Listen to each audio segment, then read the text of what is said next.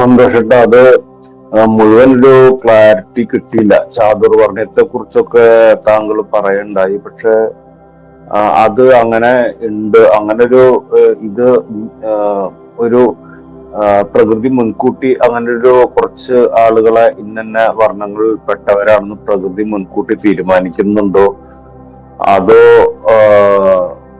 അല്ലെങ്കിൽ പിന്നെ അത് എങ്ങനെയാണ്? അങ്ങനെയാണ് സന്തോഷമായിട്ട് ഇപ്പൊ ഇങ്ങനെയാണ് സൂചിപ്പിച്ചതെങ്കിൽ പിന്നെ നമുക്ക് പ്രകൃതിനെ അന്വേഷിച്ചു കഴിഞ്ഞാൽ അത് ശരിയാവോ, എങ്ങനെയാന്ന് ഒന്ന് വ്യക്താക്കി തന്നാൽ കൊള്ളാം. ഈ ഹൃദയകോശങ്ങളില്ലേ, ഹൃദയകോശങ്ങൾക്ക് ഒരിക്കലും കാലിന്റെ താഴെയുള്ള കോശമാകാനുള്ള യോഗം ഉണ്ടായിരിക്കില്ല. എന്നാൽ ഇവ തമ്മിൽ പരസ്പരം ബന്ധത്തിലായിരിക്കുകയും ചെയ്യും. ഹൃദയകോശം വളരെയധികം ഡെലിക്കേറ്റ് ആണ്, വളരെ സൂക്ഷ്മമാണ്, വളരെ മൃദുലമാണ്, വളരെ ചെറിയ കാര്യങ്ങൾക്ക് വരെ പ്രതികരിക്കുന്നതാണ്. എന്നാൽ ഒരു ചവിട്ട് ഏൽക്കുന്ന ആ ഒരു പ്രഹരമേൽക്കുന്ന ഒരവസ്ഥ കാലിന്റെ താഴത്തെ തഴമ്പിന് ഉള്ള കോശത്തിന് വന്നു ചേരുമ്പോൾ അതിന് അത്രയേറെ ഭാരം, ഈ ശരീരഭാരം മുഴുവൻ പേറാനുള്ള ഒരു യോഗമാണ് വന്നിട്ടുള്ളത്. ഇതല്ല മലാശയത്തിന്റെ കോശത്തിന് മലത്തെ കൈകാര്യം ചെയ്യണം, ദുർഗന്ധത്തെ കൈകാര്യം ചെയ്യണം, അവിടെ വരുന്ന ആ വൃത്തിഹീനമെന്ന് നമ്മൾ കരുതുന്ന കാര്യങ്ങളെ കൈകാര്യം ചെയ്യണം. ഇതെന്താണ്? ഇത് ഈ ഹൃദയകോശമാകുന്നത്, മസ്തിഷ്ക കോശമാകുന്നത്, കാലടിപ്പാടിലെ കോശമാകുന്നത്, മലാശയത്തിലെ കോശമാകുന്നത്, ഈ കോശങ്ങളൊക്കെ അവിടെ ആയിത്തീരുന്നത് എന്താണ്? ഈ പകിടകളിയാണോ?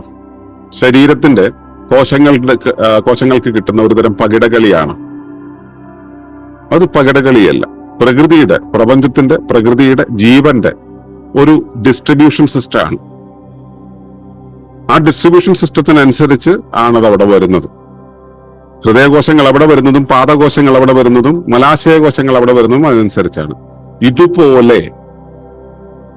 ഇതുപോലെ തന്നെയുള്ള മറ്റൊരു ഘടനയാണ് മനുഷ്യ സമൂഹം എന്ന് പറയുന്നത്, ഹ്യൂമൻ സ്പീഷീസ് എന്ന് പറയുന്നത്.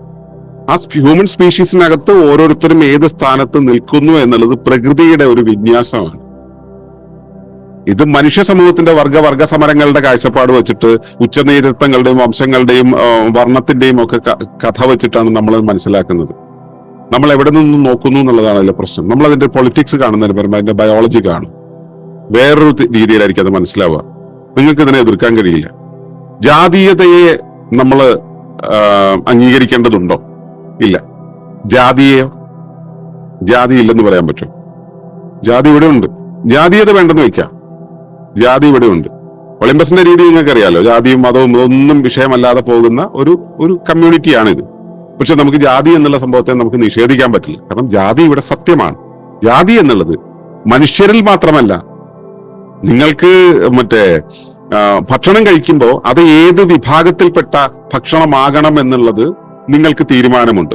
ജനിതക മാറ്റം വന്ന ഒരു വിത്തിൽ നിന്നും ഉണ്ടായ ചെടിയുടെ ഭക്ഷണം, അല്ല ആ ചെടിയിൽ നിന്നും ഉണ്ടായ ഉൽപ്പന്നത്തെ നിങ്ങൾക്ക് ഭക്ഷണമായി സ്വീകരിക്കാൻ പാടില്ല എന്നറിയാം. രൂപമാറ്റം വരുത്തിയപ്പോ പറ്റില്ല. ഒരു ക്വാളിറ്റി കുറഞ്ഞ ഒരു വിഭാഗത്തിൽപ്പെട്ടതിനെ നിങ്ങൾക്ക് പറ്റില്ല എന്ന് വെക്കാം. നിങ്ങൾക്ക് ഏറ്റവും നല്ല ക്വാളിറ്റിയുള്ള ഒരു വിഭാഗത്തിൽപ്പെട്ട ഭക്ഷ്യവസ്തുക്കൾ തന്നെ വേണം. നിങ്ങളൊരു പശുവിനെ വാങ്ങുകയാണെങ്കിൽ നല്ല ക്വാളിറ്റിയിലുള്ള ജനിതക സ്വഭാവമുള്ളതിനെ തന്നെ വേണം. എന്തിന്? നിങ്ങളുടെ പ്രിയപ്പെട്ട കുഞ്ഞിനെ കല്യാണം കഴിപ്പിക്കുന്ന സമയത്ത് നല്ല ജനസിൽപ്പെട്ട പെണ്ണിനെ തന്നെ വേണം. പക്ഷെ സമൂഹത്തിന്റെ കാര്യം പറയുന്ന സമയത്ത് നമുക്ക് ജാതിയും മതവും ഇല്ല. ജാതിയും മതവും ഉണ്ട്. ജാതിയും മതവും കൃത്യമായിട്ട് ഇവിടെ ഉണ്ട്. അതല്ലാത്തവ കൂട്ടിച്ചേർത്തിട്ടുണ്ടെങ്കിൽ അത് പുലിവാലുകൾ ഉണ്ടാക്കുകയും ചെയ്യും എന്നത് അനുഭവിക്കുന്നവൻ ആ ജാതിയെ മനസ്സിലാക്കും. നമ്മൾ വേണ്ടെന്ന് പറയുന്നത് ജാതീയതയാണ്, ജാതിയുടെ പേരിലുള്ള വേർതിരിവാണ്. ജാതി എന്ന് പറയുന്നത് മാത്രമല്ല കാര്യം, ആ ജാതിയിൽ തന്നെ പല തട്ടുകളില്ലേ. ഇപ്പോ ഉയർന്ന ജാതിയിലുള്ള ഒരാള് ജനിച്ച കാലം മുതൽ ദാരിദ്ര്യത്തിൽ ജീവിച്ച ആ ഒരു അനുഭവമുള്ള ഒരാളെ ആദർശം പറഞ്ഞു നടക്കുന്ന ഒരാൾക്ക് ചിലപ്പോ തന്റെ കുടുംബത്തിലേക്ക് ചിലപ്പോ കൊണ്ടുവരാൻ തോന്നിയെന്ന് വരും. ലോകാനുഭവമുള്ള ഒരാള് ആ ഒരാളെ തന്റെ കുടുംബത്തിലെ ഒരാളുടെ തന്റെ പ്രിയപ്പെട്ട കുഞ്ഞിന്റെ ഇണയായിട്ട് കൊണ്ടുവരാൻ ചിലപ്പോൾ മടിച്ചു എന്ന് വരും. എന്തുകൊണ്ടാ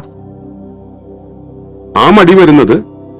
അത് പിന്നീട് ഉണ്ടാക്കുന്ന സാമൂഹ്യമായിട്ട്, അല്ലെങ്കിൽ അത് ഉണ്ടാക്കുന്ന ആ ഒരു ഡൊമൈന്, ആ ഒരു തട്ടകത്തിൽ ഉണ്ടാക്കുന്ന അപാകങ്ങളെ കുറിച്ചുള്ള അറിവ് കൊണ്ടാണ്. ഇത് നമ്മൾ ആരെങ്കിലും വിവേചിച്ചുണ്ടാക്കുന്നതാണ്? അല്ലെങ്കിൽ ഇത് ഞാൻ ഈ ചാതുർവർണ്ണ്യം മയാസൃഷ്ടം എന്ന് പറയുന്നത് ഇതിന് നമ്മുടെ എന്ന് പറയുന്നതിനേക്കാളും നിങ്ങളുടെ തലയിൽ നിങ്ങൾ ഇവിടെ ഈ മതബിംബങ്ങളുമായിട്ട് ചേർത്ത് മനുഷ്യന്റെ ഈ ദൈവബിംബങ്ങളുമായിട്ട് ചേർത്ത് വായിക്കാനുള്ള ഒരു ത്വരയുണ്ടല്ലോ, ആ ത്വരയെ പൊളിക്കാൻ വേണ്ടി തന്നെയാണ് ചാതുർവർണ്ണ്യം മയാസൃഷ്ടം എന്ന് ശ്രീകൃഷ്ണൻ പറഞ്ഞു എന്ന് പറയുമ്പോഴാണ് കുഴപ്പം. ഇത് പ്രകൃതിയുടെ നിയമമാണെന്ന് പറയുന്ന സമയത്ത് ശ്രീകൃഷ്ണനുമായിട്ട് ചേർത്ത് വായിക്കുക, അല്ലെങ്കിൽ നബിയുമായിട്ട് ചേർത്താണ് വായിക്കുക. അവിടെയാണ് കുഴപ്പം. ഈ ക്ലാസിഫിക്കേഷൻ എന്ന് പറയുന്നത് ഇപ്പൊ ജനിതക മാറ്റം വരുത്തിയ വിത്തിന്റെ കാര്യം പറയുന്ന സമയത്ത് അത് മൊൺസാന്റോ ആണ് ജിനോം ചേഞ്ച് ഉണ്ടാക്കിയത് എന്ന് നമുക്ക് വേണമെങ്കിൽ ആരോപിക്കാം. നമുക്ക് ശുദ്ധമായ വിത്തുകൾ കൊണ്ടുള്ള ചെടികൾ വേണം, ഭക്ഷണം വേണം. മറ്റു കാര്യത്തിൽ ഈ കലർപ്പ് നമ്മൾ അതിനെക്കുറിച്ച് ചർച്ച ചെയ്യാൻ പാടില്ല, ചിന്തിക്കാൻ പാടില്ല എന്ന് പറയുന്ന ഒരു അവസ്ഥയുണ്ടല്ലോ. ചാതുർവർണ്ണ്യം എന്ന് പറയുന്ന ഒരു അവസ്ഥ എന്താണ്? ചതുർവർണ്ണങ്ങളായി നിൽക്കുന്നു, ചതുരമല്ല, അതിലും കൂടുതലുണ്ട്, അത്രയേറെ വർണ്ണങ്ങളായി നിൽക്കുന്നു. അത് ഈ കേവലം മനുഷ്യജാതിയിലുണ്ടായ ജാതിത്വമല്ല, അത് ഓരോരുത്തരുടെയും ആ ക്വാളിഫിക്കേഷനാണ്, ക്വാളിറ്റിയാണ്. ഏതൊരു കോശത്തെ എടുത്താലും അതിനൊരു മർമ്മം ഉണ്ടായിരിക്കും. ആ മർമ്മ കോശമാണ് ആ കോശത്തിന്റെ ടോട്ടൽ ആക്ടിവിറ്റിയെ നിയന്ത്രിക്കുന്നത്. ഒരു രാജ്യത്തെ നിയന്ത്രിക്കുന്നത് രാജാവാണ്. നമുക്ക് രാജാവിന് പരിചയമുണ്ടോ? ഇല്ലല്ലോ. നമ്മൾ രാജാവിനെ തല്ലി ഓടിച്ചില്ലേ? നമ്മളിൽ ഒരാളെ പൊക്കി മുകളിലേക്ക് ഇരുത്തിയിട്ട് അയാളാണ് രാജാവ് എന്ന് കൈകൊട്ടി ആഘോഷിക്കാൻ ശ്രമിക്കുന്നവരാണ്. കാരണം നമുക്കറിയില്ല, നമ്മൾ പൂർണ്ണ വിഡ്ഢിത്തത്തില് മറ്റേ കാഴ്ചയില്ലായ്കയിൽ ജീവിക്കുന്നവരാണ്. നമുക്കിത് അറിയില്ല, രാജത്വം എന്നുള്ളത് അവസ്ഥ എന്താണെന്ന് അറിയില്ല. കുടുംബനാഥനുണ്ടോ ഇപ്പോ? ഇല്ല. കുടുംബനാഥൻ എന്നുള്ളൊരവസ്ഥ നമ്മുടെ ഇതിൽ അല്പം താടി നരച്ചവർക്കും മുടി നരച്ചവർക്കും കുറച്ചെങ്കിലും മനസ്സിലാവും. കുടുംബനാഥൻ, കാരണവർ എന്നൊക്കെ പറയുന്നത് ഇന്നത്തെ ചെറുപ്പക്കാർക്ക് അത് മനസ്സിലാവൂ? ഇല്ല. ഒരു മണി സോഴ്സ് എന്നുള്ള രീതിയിലാണ് നമുക്ക് പിതാവിനെ മനസ്സിലാവുക. പണ്ടുള്ളവർക്ക് അങ്ങനെയല്ല. അവിടെ ആ കുടുംബം എന്നുള്ള മഹാസംവിധാനത്തിന്റെ, മഹാവ്യവസ്ഥയുടെ ആണിക്കല്ലാകുന്ന ന്യൂക്ലിയസ് ആയിട്ടാണ് മനസ്സിലാക്കുക. അയാളാണ് ആ കുടുംബത്തിലെ ബ്രാഹ്മണൻ. ചെറുപ്പക്കാരായ മക്കൾ അവിടെയുണ്ട്. ആ മക്കളവിടെ ആയിരിക്കും നിങ്ങൾ അവിടെ പോയിട്ട് വാ, കടയ്ക്ക് പോയിട്ട് വാ, തെങ്ങിക്കയറി തേങ്ങയിട്, മാങ്ങ പറിക്കുക എന്നൊക്കെ പറയുന്നത്. അവരാണ് അവിടുത്തെ ശൂദ്രര്. ഈ കാര്യങ്ങളെല്ലാം സംരക്ഷിക്കുന്നത്. അല്ലെങ്കിൽ ഞാൻ ഇപ്പോ ഈ പറയുന്ന ഇത് നിങ്ങൾക്ക് മനസ്സിലാകാൻ വേണ്ടി പറയുന്നു എന്നേ ഉള്ളൂ. അമ്മയായിരിക്കാം അതിന്റെ വൈശ്യമായിട്ടുള്ളത്. വൈശ്യം എന്ന് വെച്ച് കഴിഞ്ഞാൽ അവിടുത്തെ വ്യവഹാര കാര്യങ്ങളെല്ലാം നിയന്ത്രിക്കുന്ന ആ കുടുംബത്തിലെ അമ്മയായിരിക്കും. ഈ വിധത്തിൽ നിങ്ങൾ എന്തിനെ എടുത്താലും, ഏത് വ്യവസ്ഥ എടുത്താലും ഈ ചാതുർവർണ്ണ്യം അവിടെ ഉണ്ടാവും. ഏത് വ്യവസ്ഥയുടെയും ധർമ്മപരമായ കാര്യങ്ങളെ തീരുമാനിക്കുന്നത് ആണ് അതിന്റെ ശിരസ്. എന്ത് വന്നാലും അതിന്റെ കർമ്മപരമായ കാര്യങ്ങളെ തീരുമാനിക്കുന്നതാണ് അതിന്റെ ക്ഷത്രിയം എന്ന് പറയുന്നത്. എന്ത് വന്നാലും അതിന്റെ വ്യവഹാരപരമായ കാര്യങ്ങളെ തീരുമാനിക്കുന്നതാണ് വൈശ്യം.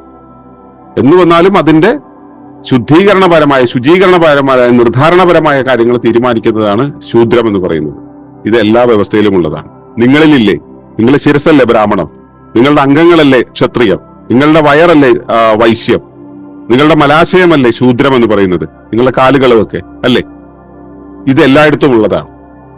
ഇത് നമ്മൾ മാർക്സിയൻ സിദ്ധാന്തങ്ങളിൽ പറയുന്നത് പോലെയുള്ള വർഗ സമരങ്ങളുടെ ഒരു കണക്ക് വെച്ചിട്ടല്ല നമ്മൾ അതിനെ മനസ്സിലാക്കേണ്ടത്. പ്രകൃതിക്കൊരു നിയമമുണ്ട്. പ്രകൃതിയിലെ എല്ലാ വ്യവസ്ഥകളിലും ഈ ഒരു നിയമമുണ്ട്. ആ നിയമത്തെയാണ് നമ്മൾ ബോധ്യമാക്കേണ്ടത്. അത് വെച്ച് വേണം ഇതിനെ വായിക്കാൻ. ഞാനിതിനെ ഈ രൂപത്തിൽ ഞാൻ സംസാരിക്കാനുള്ള ഒരു കാരണം എന്താ വെച്ചാൽ, നമ്മുടെ ചില ഡോഗ്മാസ് ഉണ്ട്, നമ്മുടെ ചില മുൻവിധികളുണ്ട്. ഇതിനെ നമ്മൾ ഇങ്ങനെ കാണണം എന്നൊക്കെയുള്ളത്. ആ രീതിയിലല്ല ഇതിനെ കാണേണ്ടത്. പ്രകൃതി തത്വശാസ്ത്രം ഇതിനെ കാണുന്നത് ഇങ്ങനെയാണ്. നിങ്ങൾ ഏതെങ്കിലും ഒരു ചെടി എടുക്കണേ, അത് ഇന്ന സ്പീഷീസ് പെട്ടതാണ്, ഇന്ന ഫൈലത്തിൽ പെട്ടതാണെന്നൊക്കെ പറഞ്ഞിട്ട് ഒരു ക്ലാസിഫിക്കേഷൻ അവിടെ കാണാൻ പറ്റും. കാരണം അത് ബോധ്യപ്പെട്ടു വരേണ്ടത് അത് ഇന്ന വിഭാഗത്തിൽ പെട്ടിരിക്കുന്നു എന്നത് സത്യമാണെന്നുള്ളത് കൊണ്ടാണ്. അതിന് ആഴങ്ങളിലേക്ക് പോകേണ്ടതുണ്ടോ എന്ന് ചോദിച്ചാൽ പോകേണ്ടവർക്ക് പോകണം. എല്ലാവർക്കും അത് അറിയേണ്ട കാര്യമൊന്നുമില്ല. ഇതിനെക്കുറിച്ച് പഠിക്കുകയും അതിന്റെ കേടുപാടുകളെ കുറിച്ച് അറിയുകയും ഇതിന്റെ ഒഴുക്കിനെ കുറിച്ചും ഇതിന്റെ ചരിത്രത്തെക്കുറിച്ചും ഇതിന്റെ ഫ്യൂച്ചറിനെ കുറിച്ചും അന്വേഷിച്ച് പോകുന്നവൻ ഇതെല്ലാം അറിയേണ്ടതുണ്ട്. ഇതിനകത്ത് ഒതുങ്ങി അനുരൂപപ്പെട്ട് ജീവിക്കേണ്ടത് ഇത്രയൊന്നും അറിയേണ്ട കാര്യമില്ല. അതിനൊപ്പം അനുരൂപപ്പെട്ട് പോയാൽ മതി. പക്ഷെ ഇതിനെല്ലാം ബിംബങ്ങളായി പൊക്കി പിടിച്ചിട്ട് പ്രതിരോധം ഉണ്ടാക്കേണ്ടവനും പ്രക്ഷുബ്ധത ഉണ്ടാക്കേണ്ടവനും ഇതും പ്രശ്നങ്ങൾ ഉണ്ടാക്കാൻ. അപ്പോ നമ്മൾ പ്രകൃതിയെ മനസ്സിലാക്കേണ്ടത്, നമ്മുടെ ചുറ്റുപാടിനെ മനസ്സിലാക്കേണ്ടത് ഈ ഒരു അർത്ഥത്തിലാണ് പ്രകൃതിയിലെ ഈ ഒരു വിതരണക്രമമുണ്ട്, വളരെ രസകരമായിട്ടുള്ള വിതരണക്രമം. അതിന്റെ ഒരിടത്ത് പ്രകൃതി നമ്മളെ കൊണ്ട് പെടുത്തിയിട്ടുണ്ട്. അത് പ്രകൃതിയുടെ ആവശ്യത്തിനനുസരിച്ചാണ്, പ്രകൃതിയുടെ ആ ഹൈറാർക്കിക്ക് അനുസരിച്ച് പ്രകൃതിയുടെ ശരീരം, പ്രകൃതിയുടെ ഒരു കോശമായ നമ്മളെ നിർത്തേണ്ടടുത്ത് നിർത്തിയിട്ടുണ്ട്, ചെയ്യേണ്ടുന്ന പണി ഏൽപ്പിച്ചിട്ടുണ്ട്. ഈ നിയോഗം ചെയ്താൽ മതി. അത് പ്രകൃതിയാണ് നിശ്ചയിച്ചിട്ടുള്ളത്, പ്രകൃതിയുടെയാണ് തെരഞ്ഞെടുപ്പ്. ആ തെരഞ്ഞെടുപ്പനുസരിച്ച് നിന്നു കൊടുത്താൽ മതി.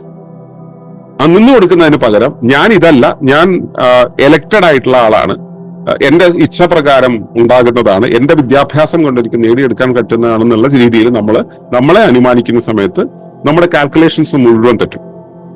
നമ്മളെ അത്തരത്തിലുള്ള ഒരു ഭ്രമകൽപ്പനയിലൂടെ കൊണ്ടുപോയിക്കൊണ്ടിരിക്കുകയാണ് ആധുനിക വിദ്യാഭ്യാസം. അവിടെയാണ് നമുക്ക് തെറ്റുന്നത്. സജി ചോദിച്ചതിന് ഉത്തരമാണോ ഞാൻ പറഞ്ഞു തീർത്തതെന്ന് എനിക്കറിയില്ല. പക്ഷെ സജി ചോദിച്ചതിന്റെ പുറകിലുണ്ടായ ഒരു കാര്യത്തെയാണ് ഞാൻ അഡ്രസ്സ് ചെയ്തത്. ഇതാണ് എന്റെ ഉത്തരം. സജി, ശരി, സന്തോഷം കേട്ടോ. വളരെ നന്ദി.